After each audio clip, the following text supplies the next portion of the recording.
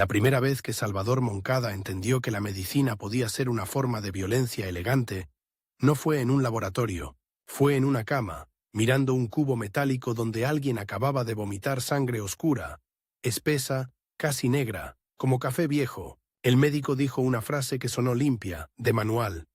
Son los antiinflamatorios, cosas que salvan del dolor, pero el olor que quedó en la habitación era otro. Ácido, oxidado, humillante, y en ese contraste, pastilla blanca, sangrado negro, se abrió una grieta que a Moncada le perseguiría toda la vida. ¿Cuántas curas esconden una herida dentro? ¿Cuánta ciencia se construye sobre lo que no se quiere mirar? Porque la historia oficial es fácil de contar. Un niño nacido en Tegucigalpa en 1944 que termina convirtiéndose en uno de los grandes nombres de la farmacología moderna. Se pronuncia su apellido y suena a prestigio, a institutos, a premios, a pasillos de universidades británicas donde el silencio tiene alfombra, pero lo que casi nunca se dice, lo que queda enterrado bajo la palabra carrera, es que Moncada creció con el ruido de dos mundos, chocando dentro de una misma casa, el de un padre hondureño de raíces españolas y el de una madre judía nacida en Europa del Este, en una familia germanoparlante, marcada por el miedo, las desapariciones y las rutas de escape antes de la guerra. Ese tipo de herencia no se exhibe como un diploma, se lleva como una sombra, y a veces la sombra enseña más que cualquier clase. Cuando era pequeño, la familia se mudó a El Salvador. Ese movimiento, que en una biografía se escribe como una línea, en la vida real significa desarraigo. Nuevas calles, nuevos códigos, nuevos peligros invisibles. En El Salvador, el adolescente Moncada aprendió pronto algo que luego reconocerá en la ciencia. La realidad cambia de forma cuando alguien decide contarla distinto. Un rumor puede volverse sentencia, un nombre puede volverse sospecha, y sobre todo, la verdad puede quedarse sin micrófono. En el instituto, mientras otros buscaban pertenecer, él se habituó a observar, a leer silencios, a detectar cuando una historia está incompleta. Esa manía, la de oler la ausencia, sería su brújula, porque para Moncada la ciencia no iba a ser solo una colección de datos, iba a ser una guerra contra lo que se oculta a simple vista. En 1962 entra a estudiar medicina en la Universidad de El Salvador. Imagínatelo, un joven que carga la expectativa familiar, el vértigo de un país en tensión y la arrogancia típica de quien cree que la medicina consiste en arreglar cuerpos como si fueran máquinas. Pero la facultad, en aquellos años, no era una burbuja estéril, era un edificio atravesado por el pulso social, por la inestabilidad, por la sensación de que el futuro no se planea, se sobrevive. Ahí aparece el primer reloj que le cuelga del cuello, aunque nadie lo llame así. No es un reloj de agujas, es el reloj de los contextos. Cuando un país se crispa, el conocimiento también se vuelve frágil, se pierden profesores, se cierran espacios, se rompen continuidades. Estudiar deja de ser una línea recta y se convierte en un zigzag, y es en ese zigzag donde Moncada empieza a entender que, si quería llegar al fondo de las cosas, necesitaría otra herramienta además del bisturí. Necesitaría método, necesitaría laboratorio, necesitaría un idioma universal que no dependiera de discursos.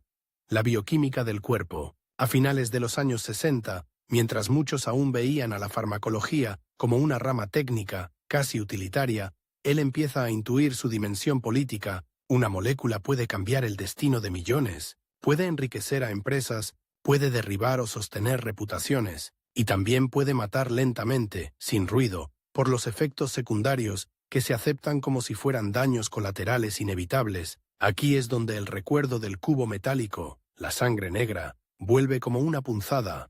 ¿Cómo puede algo bueno desgarrar el estómago? ¿Por qué un fármaco que calma el dolor puede abrir una úlcera como una boca secreta? Nadie en los pasillos te lo cuenta con ese lenguaje. Te hablan de riesgo, probabilidad, tolerancia, palabras limpias. Pero el cuerpo no habla limpio. El cuerpo habla con vómito, con dolor, con hemorragia. Moncada se gradúa como médico en 1970 y en lugar de acomodarse en una vida predecible, toma una decisión que cambia su mapa. Viajar a Londres para trabajar en un doctorado en farmacología no es solo una mudanza, es una ruptura. Dejar atrás la condición de médico, que da identidad inmediata, para convertirse en aprendiz otra vez Ahora en 1800 un lugar donde los apellidos pesan distinto, donde el acento te delata, donde la ciencia se hace también con jerarquías, y aquí entra una figura clave, John Vane. Para entender lo que significa esto, hay que imaginar el laboratorio como un teatro. En algunos escenarios, uno entra y simplemente repite lo que ya se sabe. En otros, entra y alguien te obliga a mirar el truco detrás de la magia. Vane era de los segundos. Un mentor capaz de convertir una pregunta en obsesión y una obsesión en hallazgo. Moncada, con su talento y su hambre, encontró en ese entorno el tipo de disciplina que transforma la intuición en evidencia. En ese periodo, él y su entorno científico se enfrentan a una idea que cambiaría la farmacología moderna. Que los fármacos, tipo aspirina, actúan inhibiendo la biosíntesis de prostaglandinas. Dicho así suena frío, pero en la práctica era dinamita. Significaba abrir la caja negra de un medicamento masivo, cotidiano, casi sagrado. Significaba decir, la pastilla blanca no es un milagro. Es una intervención química precisa sobre una ruta biológica, y por eso mismo puede aliviar y por eso mismo puede dañar. La misma llave que cierra una puerta puede abrir otra, y ahí aparece el primer gran secreto de la biografía de Moncada. No es el secreto de una conspiración, sino el secreto de una elección moral, porque descubrir mecanismos no es solo acumular conocimiento, es exponer fragilidades del sistema. Cuando explicas por qué un analgésico puede causar daño gástrico, estás poniendo un espejo delante de una industria que preferiría que el espejo fuese borroso. Estás desnudando el costo oculto del alivio. En Londres, Moncada descubre también otro tipo de olor, el del poder científico. Hay laboratorios con recursos infinitos y otros que sobreviven con migajas. Hay nombres que se citan como si fueran dioses y estudiantes que trabajan como si fueran invisibles. Y sobre todo, hay un fenómeno que lo marcará. El crédito. ¿Quién firma?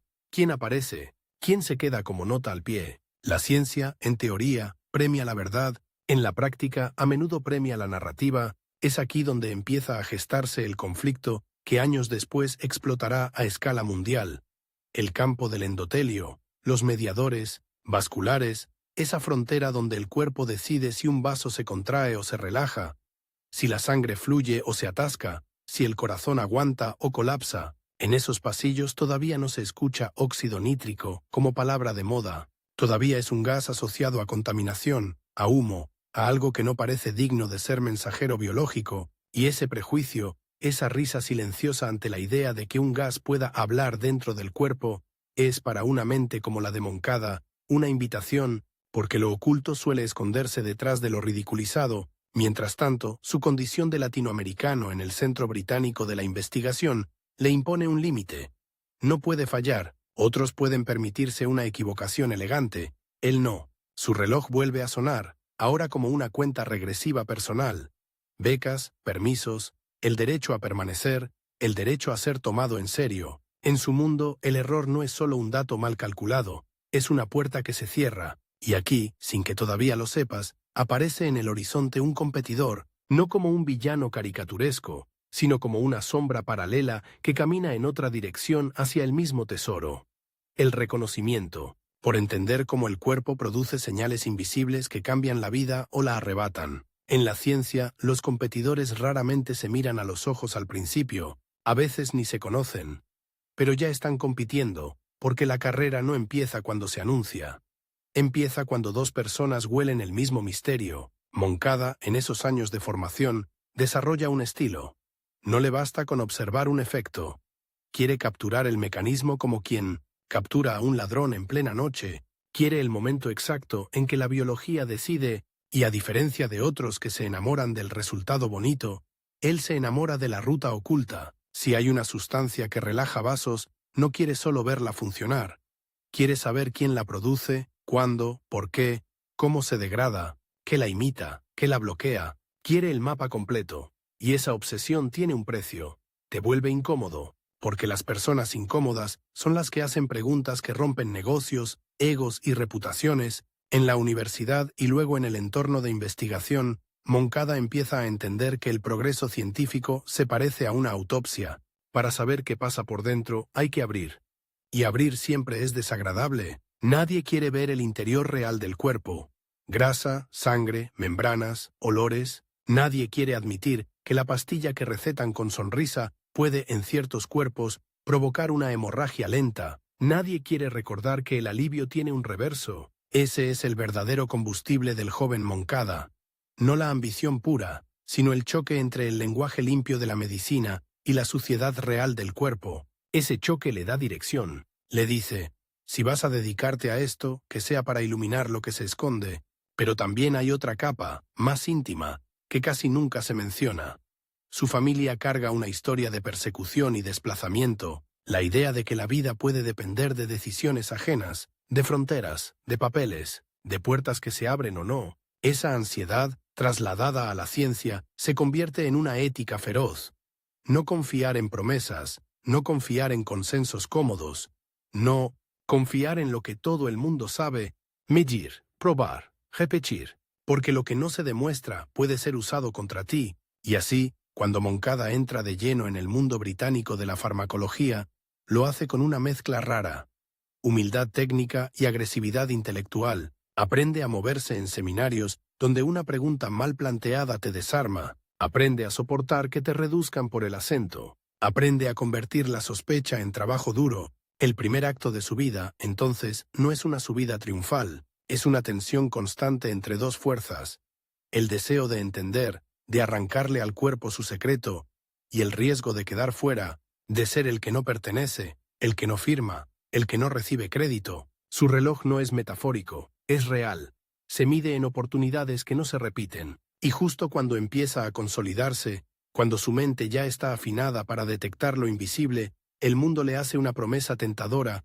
Hay un lugar donde la ciencia puede avanzar más rápido, donde los recursos son mayores, donde las ideas se convierten en medicamentos reales. Ese lugar tiene nombre de empresa, de laboratorio industrial, de investigación aplicada, y ahí, sin que todavía lo notes, se prepara el escenario para el segundo acto. Una etapa donde cada descubrimiento no será solo ciencia, será poder, porque lo que viene no es simplemente carrera, lo que viene es una cacería, y en esa cacería habrá un rival, un premio que huele a historia, y una verdad tan improbable, un gas como mensaje de vida, que muchos preferirán negarla antes de aceptarla. Cuando Moncada volvió de aquel breve regreso a Centroamérica, ese paréntesis en el que el aire era más cálido, pero el futuro seguía, oliendo a incertidumbre, recibió una llamada que no era una invitación. Era una cuerda lanzada sobre un abismo. John Vane, ya con un pie dentro del mundo industrial británico, le ofrecía algo que sonaba a privilegio, pero tenía forma de ultimátum. Un puesto abierto, sí, pero no indefinidamente. Un año, un calendario exacto, una ventana que se cerraba con la misma frialdad con la que se apaga una luz de laboratorio, y el joven médico convertido en farmacólogo entendió el mensaje sin que nadie lo subrayara. En ciencia a veces no te expulsan, simplemente dejan de esperarte. Así llegó a Wellcome, en Beckenham, Kent, a mediados de los 70, y la primera sorpresa no fue el equipamiento ni el prestigio, sino el silencio peculiar del poder. Pasillos limpios, puertas que cerraban, con suavidad, reuniones donde la cortesía era una máscara y el verdadero juego se escondía en las frases que nadie decía. En la universidad te enseñan a buscar la verdad. En la industria aprendes que la verdad tiene calendario, presupuesto y dueño. Wellcome olía a dos cosas a la vez: a ciencia y a negocio, a ética y a mercado, a humanidad y a patentes. Y Moncada, que venía de un mundo donde los hospitales eran cuerpos apilados y urgencias sin recursos, se encontró con una paradoja casi obscena. Aquí había instrumentos capaces de medir lo invisible, pero cada medición debía justificar su costo. Cada descubrimiento tenía que demostrar que valía más que el silencio. En ese clima empezó su verdadera carrera, no con aplausos, con presión, porque en esos años el territorio de las prostaglandinas era una fiebre, sustancias que el cuerpo fabricaba como mensajes cortos y potentes, capaces de desatar dolor, inflamación, fiebre, contracciones, y también de proteger, reparar, equilibrar. El problema era que el campo estaba lleno de trampas, moléculas inestables, señales efímeras, rutas químicas que se deshacían en el aire como humo. Era como intentar fotografiar un fantasma justo cuando atraviesa una pared. Y Moncada tenía una obsesión. Si la aspirina y los antiinflamatorios tipo aspirina podían bloquear prostaglandinas y calmar el dolor, Entonces el cuerpo debía tener un sistema más amplio, más sofisticado, una especie de tablero de control que nadie estaba mirando completo. Él no quería solo una pieza. Quería el mecanismo que justificaba la pieza. El primer gran golpe llegó como llegan los descubrimientos de verdad. Sin música épica, con nervios y con un olor a fracaso que se te queda en la piel, en 1976 apareció una señal extraña, algo que salía de las paredes arteriales y hacía dos cosas que juntas eran casi un milagro fisiológico: relajaba los vasos sanguíneos y frenaba la agregación de las plaquetas, como si le dijera a la sangre: sigue fluyendo, no formes un tapón. En una época donde los infartos y los trombos eran fantasmas cotidianos, eso era dinamita. Pero el milagro tenía un defecto asqueroso. Era increíblemente inestable. Aparecía y desaparecía. Se degradaba como fruta abierta. Era una sustancia que si parpadeabas ya no estaba, y eso transformó el laboratorio en una escena de caza desesperada. Tubos que se enfriaban a toda prisa, cronómetros, órdenes cortas, manos enguantadas que se movían como si desactivaran una bomba. Aquí entra el primer giro. En la ciencia, la verdad no solo compite contra la ignorancia, compite contra el tiempo. Y Moncada tenía el peor enemigo posible. Una molécula que se suicidaba en minutos. La presión no era solo interna, no era queremos publicar, era un rumor que se filtraba en congresos y llamadas. Otros también olían la misma presa, grupos académicos, laboratorios rivales, empresas que entendían que una molécula así podía convertirse en medicamento, en nombre comercial, en fortuna. Nadie lo decía en voz alta, pero todos lo sabían. Si tardaban, alguien más lo firmaría. Y entonces el laboratorio se convirtió en una guerra de velocidad. Moncada organizó un movimiento que, contado en una biografía, suena práctico, pero en la vida real fue una apuesta al borde del ridículo. Mandar gente a colaborar con químicos de otra compañía para resolver la estructura. En el mundo de la industria, compartir información puede ser una herejía, pero Moncada estaba apostando a algo más grande que la prudencia. Apostaba a ganar la carrera antes de que la carrera se volviera un cementerio de oportunidades, y lo lograron. La sustancia recibió un nombre que parece elegante, casi musical: prostaciclina, como si el término suavizara el hecho de que aquello podía decidir quién vive y quién muere en una arteria. La prostaciclina era, en esencia, una anticoágulo endógena, un freno natural contra la formación de tapones, una señal protectora del endotelio. Era como descubrir que, dentro del cuerpo, existe un guardia nocturno que patrulla tus vasos sanguíneos para evitar una catástrofe. Pero aquí llega la parte oculta, que rara vez se cuenta como debe contarse. La prostaciclina no solo fue un hallazgo científico, fue un terremoto de poder, porque inmediatamente surgió la pregunta sucia: ¿quién se queda con el mérito? ¿Quién firma? ¿Quién entra en la foto? ¿Quién cobra el prestigio? Y, peor aún, ¿qué parte de la historia se acomoda para que parezca inevitable, como si el descubrimiento hubiera sido una línea recta, cuando en realidad fue una carrera con trampas? Moncada, que ya había aprendido a oler las ausencias, empezó a ver lo que a otros les parecía normal: el modo en que los descubrimientos se cuentan para que ciertas figuras brillen más, el modo en que los nombres se ordenan, el modo en que una idea puede pertenecer al laboratorio, pero también puede ser capturada por una narrativa que le conviene a alguien. No es que Wellcome fuera un villano simple, era más inquietante, era una institución con múltiples caras, podía impulsar investigación real y al mismo tiempo domesticarla, podía poner dinero y también poner condiciones, y Moncada, con su mentalidad ferozmente mecanicista, no podía evitar verlo como una reacción química. Si el sistema premia ciertas conductas, esas conductas se multiplican. Si el sistema tolera el borrado silencioso de contribuciones, ese borrado se convierte en costumbre. Aún así, siguió avanzando.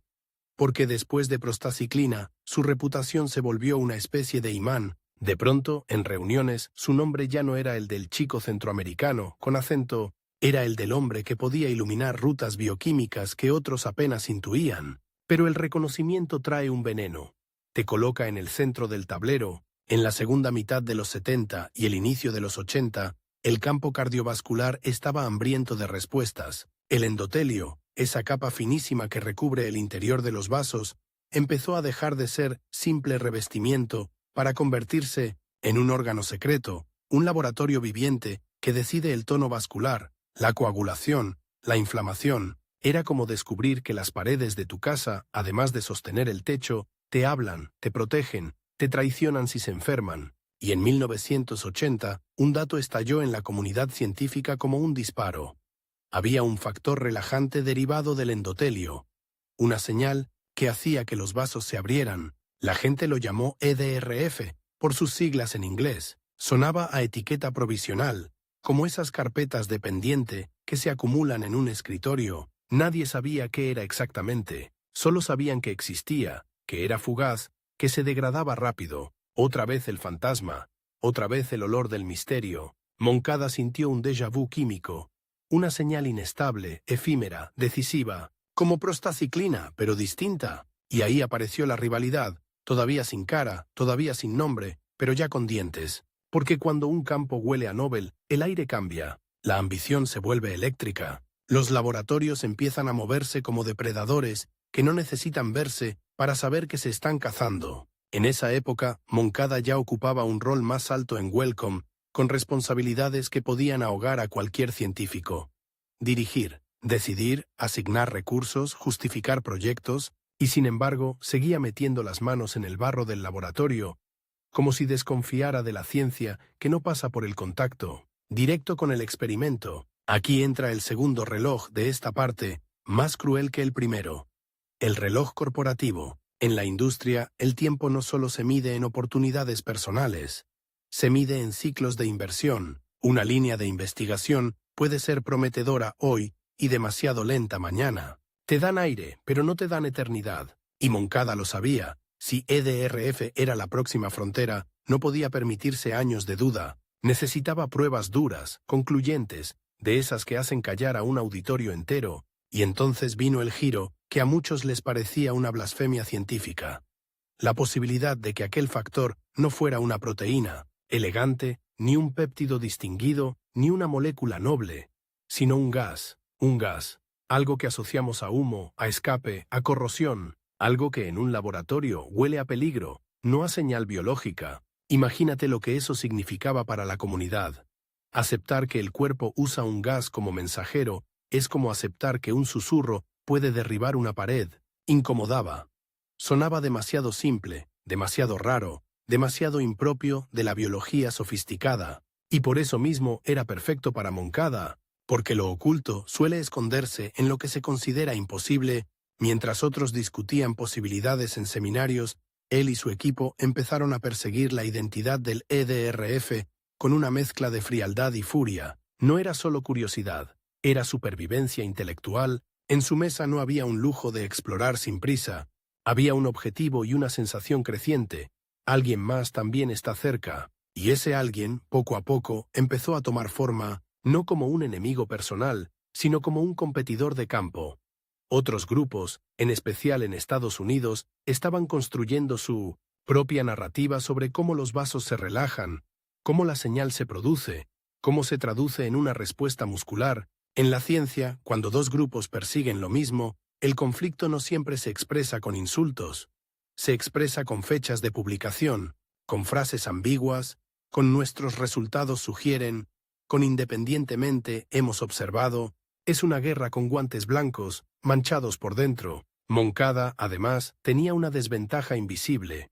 La historia se escribe con micrófonos, y los micrófonos suelen estar más cerca de quienes dominan la escena. Si él encontraba algo enorme, debía blindarlo con evidencia, con replicación, con una cadena de razonamiento tan sólida que ni la política de los nombres pudiera torcerla fácilmente. Ahí está lo escondido de esta etapa. El descubrimiento para él no era solo un acto científico, era un acto de defensa, defensa contra el olvido, contra el borrado, contra la posibilidad de que otro contara la historia como si él hubiera llegado después. Y sin embargo, la ironía era brutal. Cuanto más alto subía en Wellcome, más se parecía a aquello de lo que desconfiaba, a reuniones donde se habla de portafolios, a estrategias, a decisiones donde un proyecto muere no porque sea falso, sino porque no es rentable a tiempo. Esa tensión lo empujó a un punto límite, no un límite melodramático, sino un límite químico. ¿Qué tipo de científico quieres ser cuando el sistema te ofrece poder a cambio ¿De domesticar tu curiosidad? Moncada eligió lo contrario a la comodidad.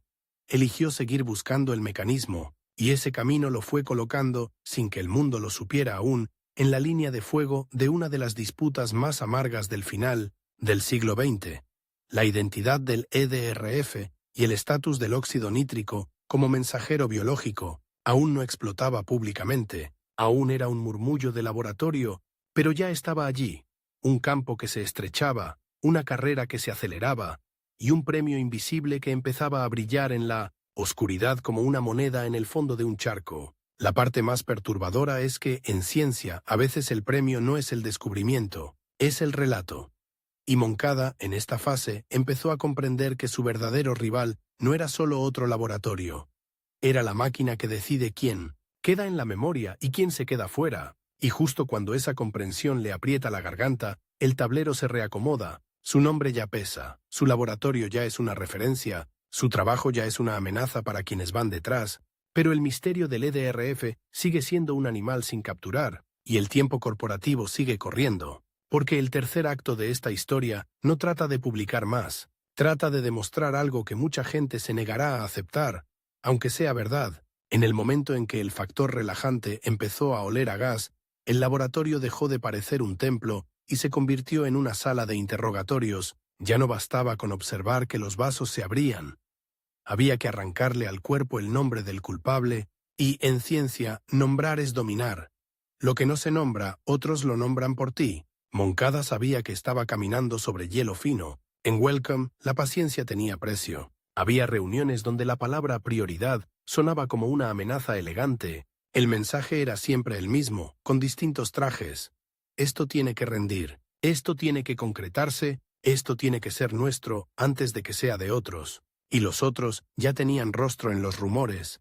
Laboratorios estadounidenses con más visibilidad, con más altavoces, con más capacidad, para convertir un resultado en una historia heroica. El problema era que el EDRF, ese fantasma endotelial, se comportaba como si odiara ser capturado. No podías guardarlo en un frasco, no podías dejarlo reposar, no podías decir mañana sigo.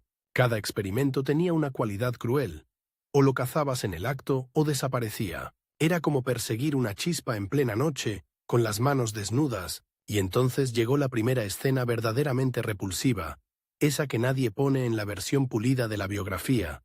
Placas arteriales, abiertas en autopsias, secciones de vasos con grasa endurecida como cera vieja, capas amarillas y quebradizas que estrechaban el paso de la sangre, como si alguien hubiera metido barro en una tubería. Cuando el músculo liso de un vaso se contrae de más, cuando una placa se rompe y una trombosis se forma, no hay poesía.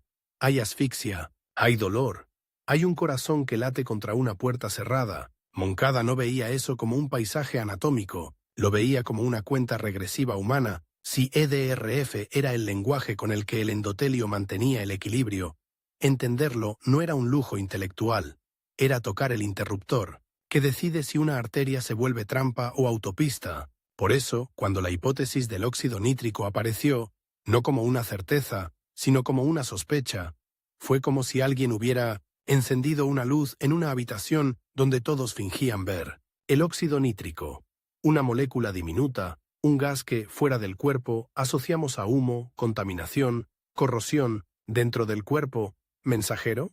Muchos reaccionaron con una risa silenciosa, la risa de quienes se protegen de lo raro negándolo, porque aceptar que un gas actuaba como señal era un golpe a la intuición académica. La biología, decían, es compleja.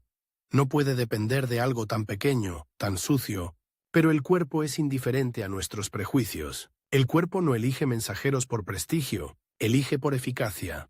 Y la eficacia era brutal. El EDRF parecía activar una cascada que elevaba el GMP cíclico dentro de las células musculares lisas. Y eso relajaba el vaso, era un mecanismo limpio, para una señal que en la imaginación colectiva era impura. Ahí empezó la verdadera persecución. Moncada organizó a su equipo como si estuvieran en una carrera clandestina, donde el premio no era dinero, sino la supervivencia en la memoria científica. Las mesas se llenaron de inhibidores, captadores de radicales, pruebas con hemoglobina. Esa proteína roja que, irónicamente, no solo transporta oxígeno, sino que también puede secuestrar óxido nítrico. Si la hemoglobina apagaba el efecto, eso decía algo. Si ciertos compuestos lo anulaban, eso decía más. Cada resultado era una pista, pero también un campo minado. Un error te podía hacer perder meses, y meses era lo que no tenían. El reloj esta vez era doble. 1. El reloj corporativo, el que convertía la investigación en una cuenta de banco. 2. El reloj de la competencia, el que convertía cada semana en un riesgo de ser adelantado. Y el rival por fin mostró dientes. En Estados Unidos, otros científicos avanzaban con fuerza hacia la misma conclusión. Había nombres que empezaban a repetirse en conversaciones como se repite un peligro. Robert Furchgott, Luis Ignarro, Ferid Murad, cada uno desde ángulos distintos, empujando la idea de que el óxido nítrico y su ruta de señalización estaban en el centro del control vascular. No era una sola persona contra Moncada. Era un ecosistema de laboratorios, publicaciones, congresos y prestigios que podía absorber una idea y adjudicarla a quien mejor la contara. La rivalidad aquí no era un duelo de pistolas al amanecer, era peor, era una guerra de interpretaciones, porque todos podían estar viendo la misma sombra, y la historia decidiría quién la vio primero. Moncada entendía una verdad incómoda. En ciencia, el primero no siempre es quien llega antes. A veces es quien publica antes, o quien tiene más autoridad, o quien tiene una narrativa más seductora, y esa idea era una infección mental. No te dejaba dormir, te obligaba a repetir controles, te hacía revisar cada cifra, como si tu reputación fuera un vidrio que alguien golpea desde afuera. La presión se volvió física, no en forma de lágrimas románticas, sino en forma de cansancio que te pone la lengua pesada, en forma de café recalentado, en forma de manos que tiemblan justo antes de pipetear, porque sabes que 1 milímetro de error puede convertirse en un año perdido. Y entonces el primer gran twist. El óxido nítrico no era solo un relajante vascular. De pronto empezaron a aparecer datos de que el sistema inmune también lo usaba como arma. Macrófagos produciendo óxido nítrico en cantidades mayores, como un veneno local contra patógenos, como una forma de guerra química interna, un mensajero que, en dosis controladas, protege y, en exceso, destruye. El gas humilde resultó tener dos caras, médico y verdugo, y esa dualidad encendió una idea inquietante. Si el cuerpo usa la misma molécula para curar y para matar, entonces la farmacología no puede tratarlo como si fuera un interruptor simple. No hay bueno y malo, hay contexto, hay dosis, hay tiempo, hay equilibrio frágil. Moncada empezó a construir su visión del óxido nítrico como parte de una red más amplia. Prostaciclina por un lado, óxido nítrico, por otro, ambas señales endoteliales que se coordinan para mantener la sangre fluyendo sin convertirse en cuchillo. Si uno falla, el otro compensa, hasta que ya no puede. Y entonces llega el infarto, la trombosis. La escena sucia que la medicina intenta traducir a términos suaves. En su cabeza, todo era mecánica del destino. Pero mientras él profundizaba, el mundo externo hacía lo que siempre hace. Simplificar. En congresos, la idea no HEDRF empezó a circular como una frase pegadiza, casi como un eslogan, y cuando una idea se vuelve eslogan, también se vuelve territorio de pelea. La tensión explotó en formas pequeñas, pero corrosivas. Comentarios en artículos, matices en conferencias, silencios selectivos al citar trabajos de otros. El tipo de violencia más elegante. Borrar sin borrar, omitir sin mentir abiertamente. Moncada veía esas maniobras y sentía algo parecido a náusea, porque le recordaban a la política de otros mundos. Si controlas el relato, controlas el poder. Y aquí aparece el segundo twist, todavía más personal. Por su posición en la industria y su relación con Vane, mucha gente lo percibía con sospecha. Para algunos, Moncada era el hombre de Welcome, el que trabajaba con recursos empresariales. Para otros, era el extranjero que había llegado al centro y ahora quería reclamar un lugar en el panteón. En ambos casos había un prejuicio. Si no encajas en la imagen clásica del héroe académico, te costará que te crean. Eso lo obligó a hacer algo que no todos estaban dispuestos a hacer. Elevar el estándar de la prueba hasta lo insoportable. Su laboratorio se convirtió en una fábrica de controles. Si afirmaban que el endotelio producía óxido nítrico a partir de L-arginina, lo tenían que mostrar de múltiples maneras. Si decían que el óxido nítrico activaba guanilato ciclasa y elevaba GMPC, debían demostrarlo con precisión. Si hablaban de inhibidores de la síntesis de NO, tenían que mostrar que el efecto era consistente y específico, porque en la arena donde estaban, un error no era un error. Era una bala que tu rival usaría con sonrisa. Y la carrera se volvió más cruel cuando la industria empezó a oler aplicaciones clínicas. Si el óxido nítrico era un mensajero vasodilatador, podía conectar con enfermedades enormes: hipertensión, angina, disfunción endotelial, insuficiencia cardíaca, shock séptico, pero también conectaba con algo aún más provocador, con los nitratos clásicos usados desde el siglo XIX para el dolor anginoso, nitroglicerina, por ejemplo. ¿Y si esos fármacos funcionaban liberando óxido nítrico? ¿Y si la medicina llevaba décadas usando el mensajero sin saberlo? Era como descubrir que has estado hablando un idioma toda la vida sin saber su gramática. Y ahí la rivalidad tomó otro tono. No se trataba solo de descubrir, sino de reescribir el pasado. Quien lograra encajar todas las piezas no solo ganaría una publicación, ganaría la autoridad de decir: así funciona la farmacología vascular, y esa autoridad huele a premios grandes. Moncada sintió, con una lucidez incómoda, que el horizonte del Nobel empezaba a acercarse como una tormenta lenta, y cuando una tormenta así se acerca, la gente se comporta distinto. Aliados se vuelven tácticos, colegas se vuelven cautelosos, citas se vuelven armas. Las sonrisas se vuelven contratos no firmados. En el corazón de todo esto había una idea simple y demoledora.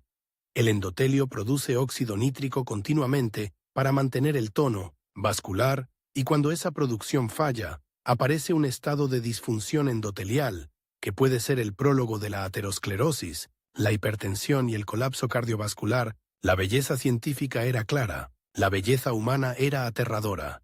Significaba que, antes de que te duela el pecho, antes de que el electrocardiograma grite, antes de que el médico te diga infarto, hay años de deterioro silencioso en una capa celular finísima, como una película transparente, que se va agrietando sin que la sientas, un enemigo invisible en tu propio interior. Moncada convirtió eso en una narrativa científica poderosa, pero nunca completamente cómoda, porque su mente, marcada por desplazamientos y sombras familiares, siempre veía la posibilidad del borrado, y entonces llegó el golpe emocional más fuerte de esta etapa. A medida que el campo se consolidaba, empezó a quedar claro que la historia pública no iba a repartir crédito de manera proporcional. El mundo científico comenzó a asociar el óxido nítrico, su señalización y su lugar en la fisiología vascular con un conjunto de nombres donde Moncada no siempre aparecía en el tamaño que él, y muchos en su entorno, consideraban justo. Eso no significa que no fuera reconocido.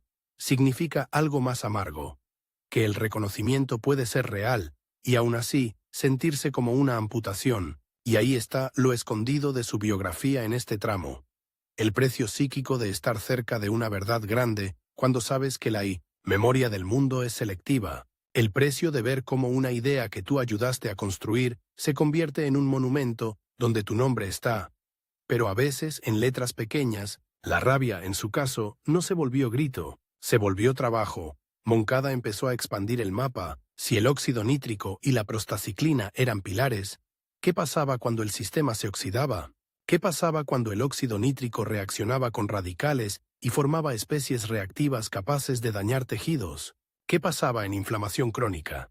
¿Qué pasaba en enfermedades neurodegenerativas? El mensajero gaseoso se convirtió en una puerta a un universo de biología redox, de estrés oxidativo, de equilibrio frágil entre señal y destrucción. Y sin embargo, la cuenta regresiva seguía. En la industria, los cambios estructurales nunca avisan con tiempo. Un día tu laboratorio es prioridad, al siguiente es reorganización. Y Moncada, que ya había visto lo que el poder hace con las historias, entendía que su libertad científica dependía de algo simple: no quedar atrapado en un sistema que solo valora lo que se convierte en producto rápido. Así empezó a perfilarse su transición hacia un rol donde pudiera dirigir ciencia a gran escala sin abandonar el corazón experimental, el paso hacia el University College London, donde terminaría liderando el Wolfson Institute for Biomedical Research.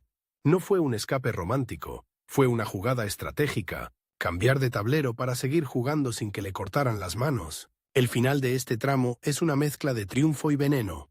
Moncada contribuyó decisivamente a construir el campo del óxido nítrico, como mensajero biológico, a conectar mecanismos con farmacología, a empujar la idea de que el endotelio es un órgano secreto que gobierna la vida cardiovascular, pero también quedó atrapado en la parte más desagradable del éxito científico, el momento en que la comunidad decide quién es símbolo y quién es soporte, y el rival, ese conjunto de nombres, instituciones y narrativas, seguía ahí, no necesariamente odiándolo, pero compitiendo por el mismo espacio en la historia, porque lo que venía después ya no era solo ciencia, era legado, era memoria, era la batalla final, cómo se cuenta lo que pasó, y quién queda como protagonista cuando se apagan las luces del laboratorio, cuando Moncada cruzó de la industria al mundo académico con poder real, ese tipo de poder que no se mide en trajes ni en presupuestos, sino en libertad para elegir preguntas.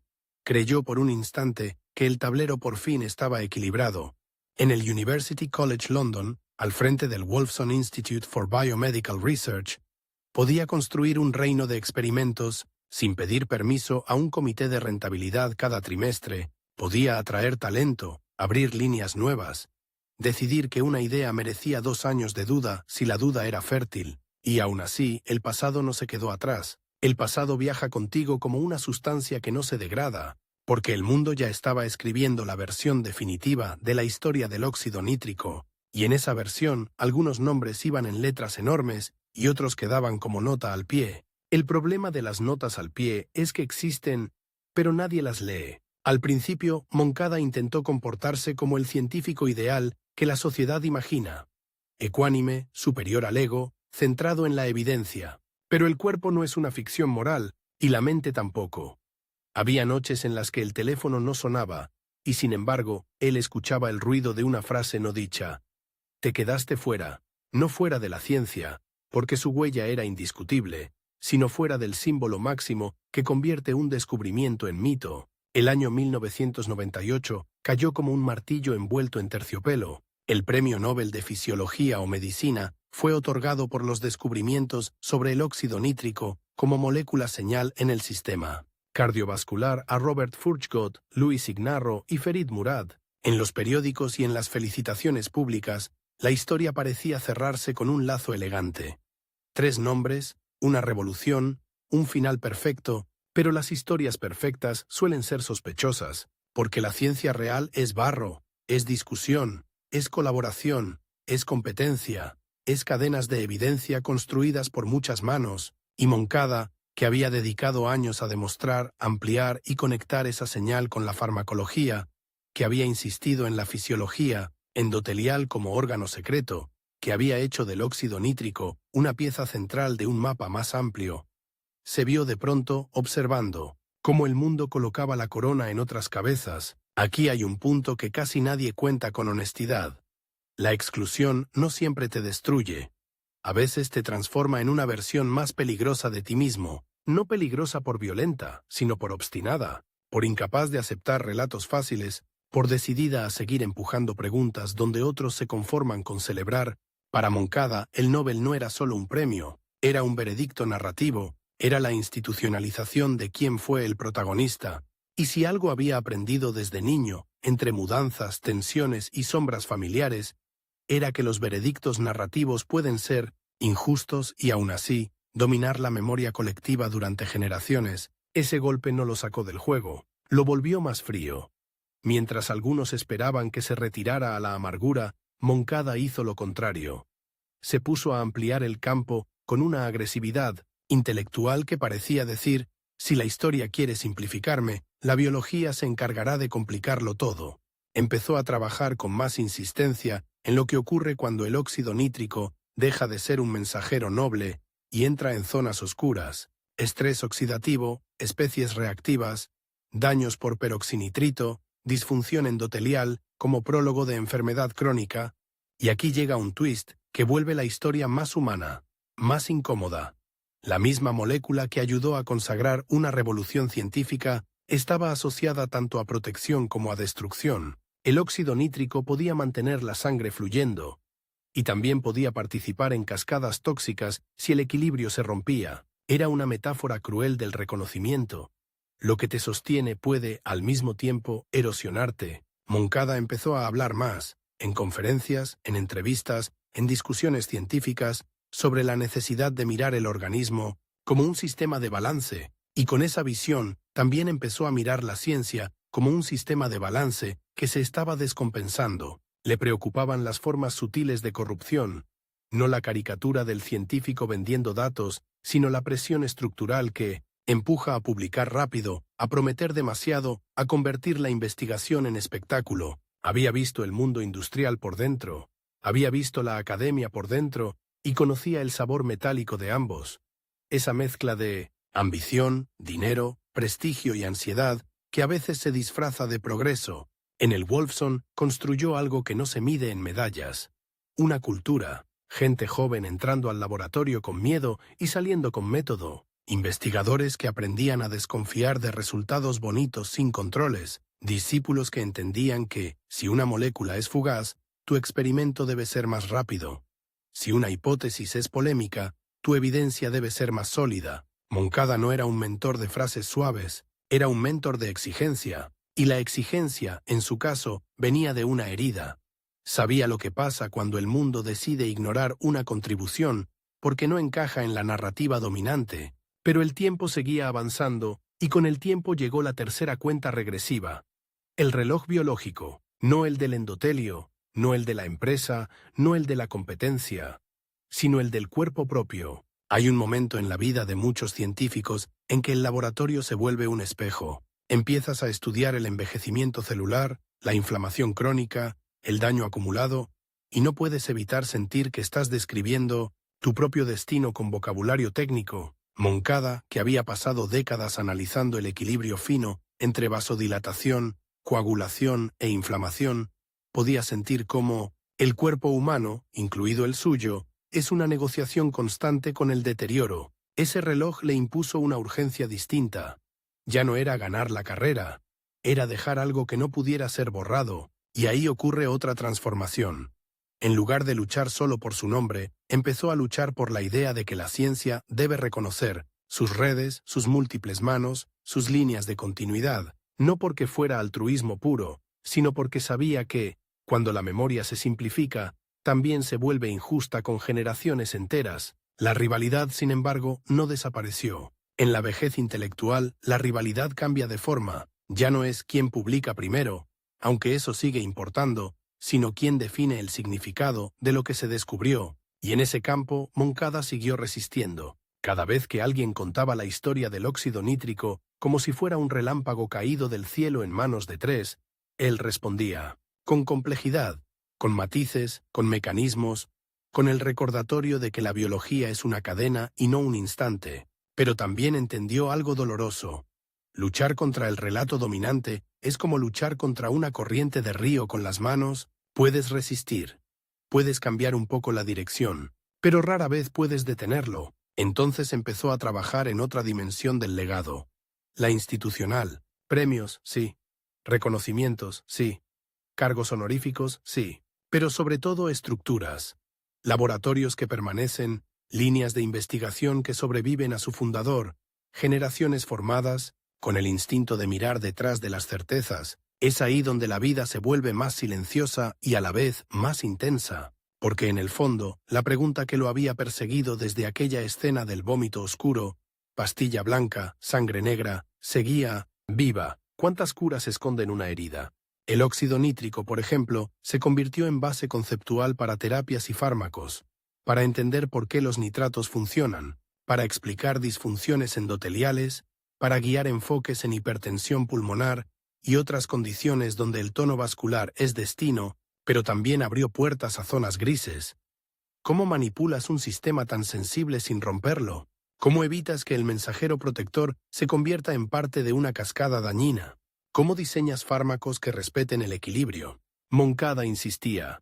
La farmacología no es magia, es intervención, y toda intervención tiene costo. En sus últimos años de actividad más visible, comenzó a sonar menos como alguien que busca un trofeo, y más como alguien que busca un ajuste moral del sistema. Criticó, con elegancia británica y filo real, ciertas prácticas de la industria farmacéutica. La manera en que se venden promesas, la forma en que se construye confianza pública y luego se la erosiona con decisiones cínicas. Esa postura también tuvo un precio. No todo el mundo quiere escuchar a quien recuerda que el progreso puede ser un negocio y, por tanto, puede mentir por omisión. Aquí aparece un último giro dramático, casi irónico. El mismo hombre que ayudó a desvelar uno de los mensajeros biológicos más importantes del siglo XX se convirtió, para algunos, en un problemático, no por falta de brillantez, sino por exceso de honestidad. Y ser honesto en sistemas grandes es, a veces, peor que equivocarse, porque el error se corrige. La honestidad incomoda. Aún así, su presencia seguía imponiendo algo que pocos pueden fabricar. Autoridad por consistencia. No la autoridad de yo lo digo, sino la autoridad de yo lo demostré, de yo construí una parte del mapa con mis manos. Cuando un joven investigador le presentaba un resultado espectacular, Moncada no reaccionaba con aplauso automático. Reaccionaba con una pregunta que sonaba casi cruel. ¿Cómo lo sabes? Y esa pregunta, repetida miles de veces, es una herencia más profunda que cualquier estatuilla. Con el paso de los años, el hombre que había salido de Centroamérica, con un reloj de oportunidades en la garganta, terminó convertido en una figura central de la ciencia británica, pero el secreto final de su biografía, el más humano, es que nunca dejó de ser, en el fondo, un desplazado, un observador. Alguien que entiende que pertenecer es frágil, que el reconocimiento puede evaporarse como una molécula inestable si no se solidifica en instituciones, en alumnos, en cultura científica, y en esa condición, paradójicamente, encontró su fuerza, porque si no te sientes completamente cómodo en ningún lugar, te vuelves menos vulnerable a los rituales del lugar, te vuelves capaz de preguntar lo que otros evitan, te vuelves capaz de mirar un gas y decir, tal vez ahí está la señal. Incluso cuando el mundo se ríe, al final, cuando la salud empieza a pedir tregua y el laboratorio se vuelve menos un campo de batalla y más un recuerdo, la historia de Moncada se vuelve una escena sencilla. Un hombre revisando una y otra vez los mismos principios, la duda como disciplina, la evidencia como escudo, el equilibrio como obsesión, y sobre todo la convicción de que lo oculto no siempre es una conspiración externa. A veces lo oculto es el costo que pagamos, por no mirar los mecanismos. Su legado no es solo el óxido nítrico, ni la prostaciclina, ni los caminos bioquímicos que ayudó a iluminar. Su legado es una forma de mirar, sospechar de lo obvio, perseguir lo fugaz, desconfiar del relato cómodo y recordar que el cuerpo, como la historia, guarda secretos precisamente donde menos queremos buscar. En lo inestable, en lo despreciado, en lo que huele a extraño. Y si el mundo insiste en resumirlo con titulares, hay una imagen que quizá lo define mejor. Un científico que, frente a una señal que desaparece en segundos, decide no rendirse, porque para él el tiempo no era una excusa, era el enemigo. Y el enemigo, cuando se le mira de frente, revela lo que estaba escondido,